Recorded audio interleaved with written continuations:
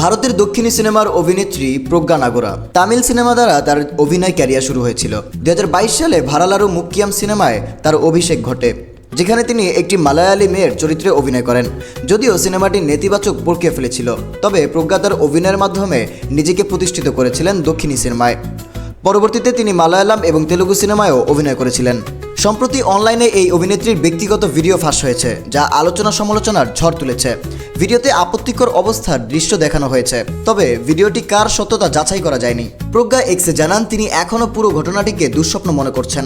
তিনি বলেন, প্রযুক্তি মানুষের জীবনকে উন্নত করার জন্য, কষ্ট দেওয়ার জন্য নয়। যারা এর অপব্যবহার করে এবং যারা এটি ছড়াতে সাহায্য করে তাদের প্রতি শুধু করুণা হয়। তিনি তার সমর্থকদের প্রতি কৃতজ্ঞতা প্রকাশ করে বলেন যে আমি প্রার্থনা করি যেন আর কোনো নারীকে এই ধরনের পরিস্থিতির সম্মুখীন হতে না হয়। তারা এই পোস্টে ভক্ত ও অনুরাগীরা ইতিবাচক মন্তব্য করেছেন এবং তাকে সমর্থন জানান।